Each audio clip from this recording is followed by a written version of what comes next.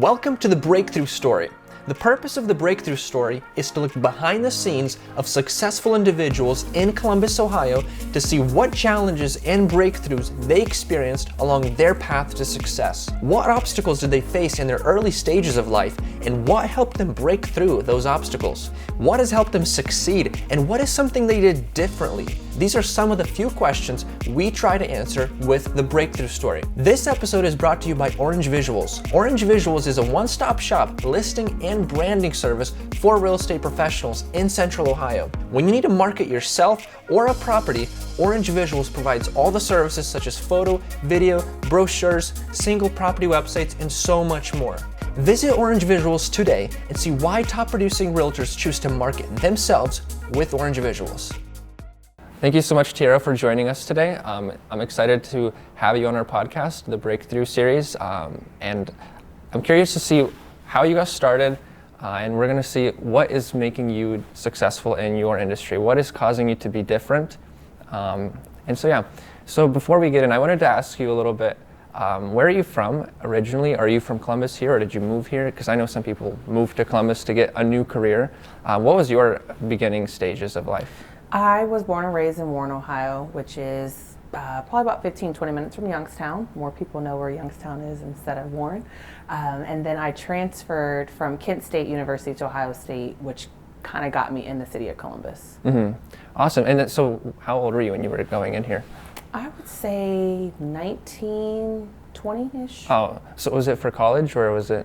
It was. So my now husband played football at Ohio State at the time. Him and I started dating, so I ended up transferring down here, and I fell in love with the city, so so much bigger than my hometown, so that's what kind of got me here. So is Warrentown like a smaller town? It is. It's small. I mean, we had one high school that everyone went to. It's not like here where there's 50 million high schools, but yeah, smaller. So like growing up in a smaller town, did you have like big dreams and aspirations? Like, I'm going to move out of here someday. I'm going to do this, have this huge career. And like, what was your kind of outlook in the future as you were growing up? That's so funny because I never had that, I'm going to make it big one day. I'm going to move to New York, or I'm going to move to a big city. I was content where I was. But as I gone through college and people were moving away and lifestyle changes came about, again, met my husband. When I came to a bigger city, then that's when I was like, I'm not going to say I was dreaming then, but that's kind of more when it set in, like, I could really see myself here. There's so much opportunity and growth. So that's what kind of sparked it. So as you were moving to Columbus, you obviously were going to college here too. Did you already have an idea of where you wanted to go in terms of your career, what you wanted to do with your life? Or were you kind of just figuring it out on the fly? Oh, wow. I was figuring it out. Everything from when I transferred into Ohio State, I was in the Fisher College of Business, thought I was going to go for accounting, was in that. Like, obviously, I'm smart when it comes to book smart, but it just didn't fulfill me. So then I flirted around with dental hygiene, and then I ended up in human development and family science because I thought I would go on to get my teaching license, which you have to get a master's at Ohio State. After I graduated, I decided I don't even want to do that. So what did you graduate with? I have a bachelor's in science. So a bachelor's in a little bit of everything. Yeah, like I'm all over the place. Okay, so. Awesome. So you got out of college with bachelor's of science, and immediately you figured out that's not what you wanted to do? Is that basically how it happened? Yeah, and then during my path, we had my oldest daughter while we were in college. So I was a mom, I was a college student, and then I had to kind of figure out, okay, what do I want to do? Like, I have to support my child. So I ended up working for an orthodontist for 8 years. I was in the dental field, going between general dentistry and orthodontics.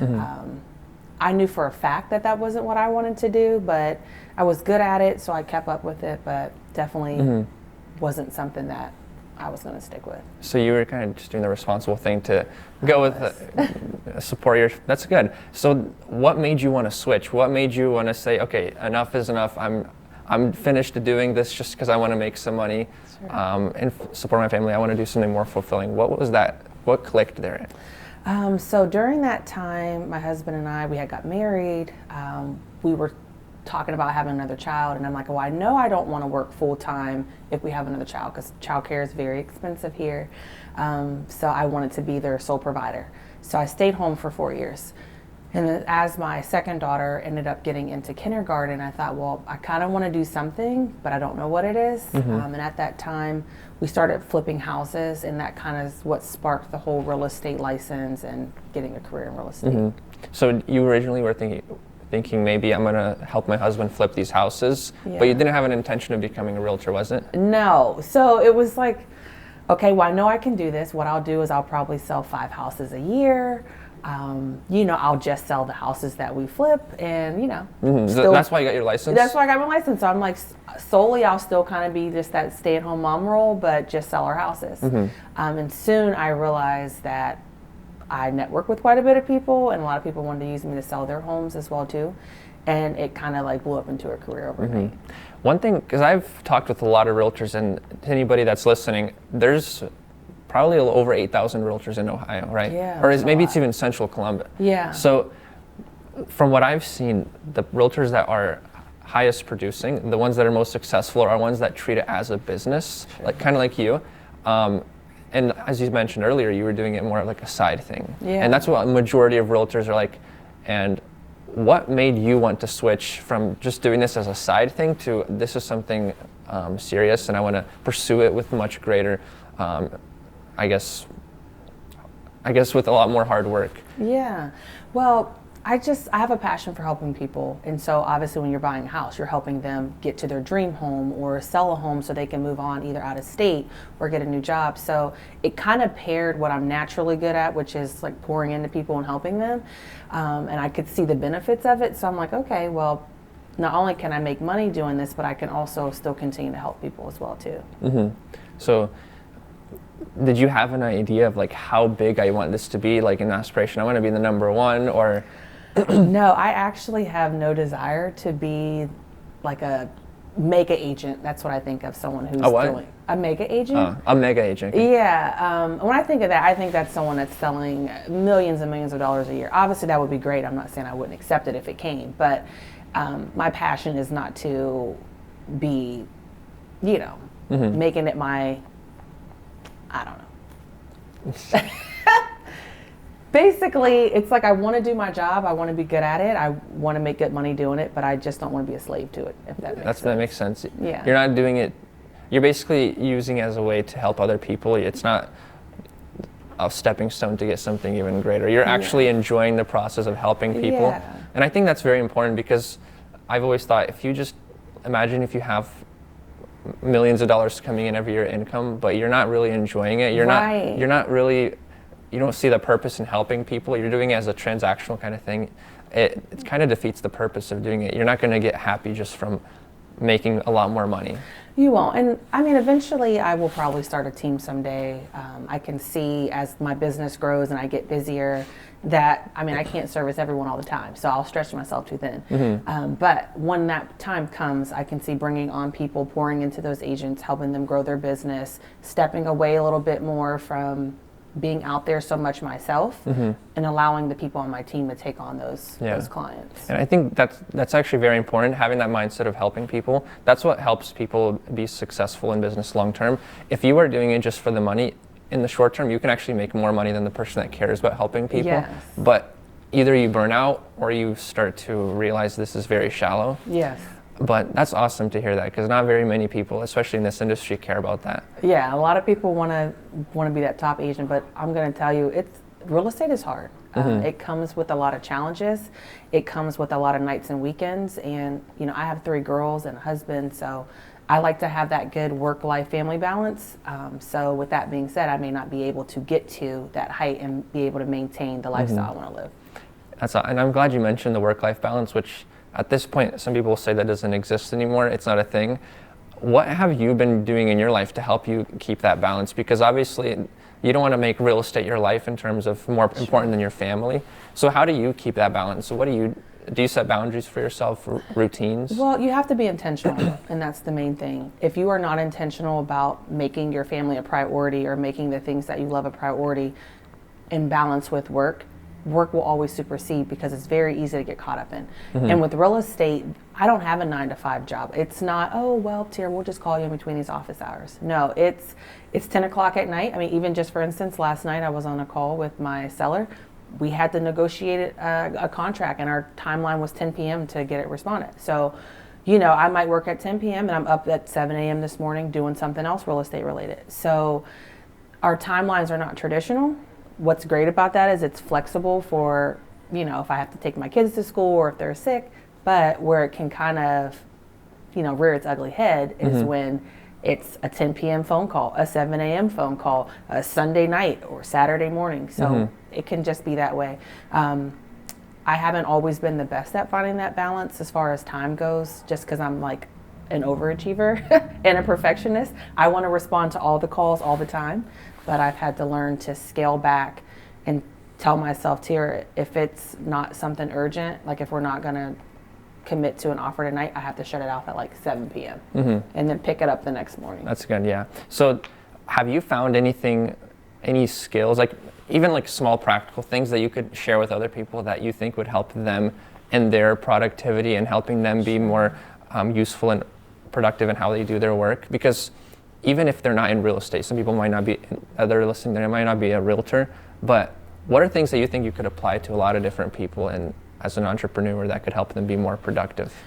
I would suggest writing down what it is that you want out of life, not just out of your career, but in life. Does that mean that you make a certain amount of money, but you have time to vacation, you get to spend weekends with friends, or, go out to dinner, things like that. So being intentional about what it is that you want, writing it down so you can see it, especially if you're an entrepreneur. We set our own schedules and our own boundaries. And again, that can kind of be like good and bad. So just being intentional about what you want, as well as making sure that you're putting time in for personal development as well too. I think that's where a lot of people kind of lose their way, or work gets the best of them because they're not pouring into themselves as an individual first. So just as me as a parent, in order for me to be a good mom, I have to take time for myself to refuel myself. And that's the same thing with work. You have to put time into developing who you are as a person so you can be most productive in your job. Yeah, and also I think one thing that came to mind as you were saying that, a lot of people, even in real estate, they'll say, oh, my name is Timothy and I'm a realtor. Like that's like the first thing that comes to mind. Yeah, it's their identity. And the ironic thing is when you start to make that your identity, it starts to, you're not really becoming genuine. And if you have aspirations higher than just your job, you want to help people in this world, you have something you want to give them beyond just the information of how to buy a house. It seems counterintuitive because you're not focusing on the realtor part, but it helps you become a better realtor. It does. Even a better mom or parent or whatever it may be. Like you have to have this greater aspiration you're moving towards. And by greater, I don't mean I want a bigger house. That's still selfish. It has to be something outside of yourself, bigger than yourself. It's awesome to hear. Do you have any people that you look up to, or maybe a book you've read that really helped you in setting those boundaries in life, being more successful, being more productive, or even getting your priorities straight in line? Straight in life. Has there been anything like that, like a book or person? My husband's my biggest cheerleader, as well as he's almost like my, I don't know, life coach. But he's always working on self-development, listening to it, and me as well too. So living with someone who's constantly doing that, it's very contagious. So I would say he's probably someone that I look up to, just because he's on the path that I'm trying to be on as well too. We share the like-mindedness of, being positive, pouring into ourselves. So that has obviously affected my business as far as getting to where I want to go, but also staying connected. As for like one book or anything that has sold me, nothing in particular. I'm a Christian, so for me, a lot of things are like Bible-based. I do a lot of things with that. So that's probably more of like my life playbook. So it feeds into everything from where I want to be with the career, wife, mom. So that's awesome. my go-to book. Since you mentioned the Bible, there's two passages that come to mind. One is that Jesus said that if you want to be great, you have to serve others, which is counterintuitive because when you think of somebody great, you think of somebody above everybody else.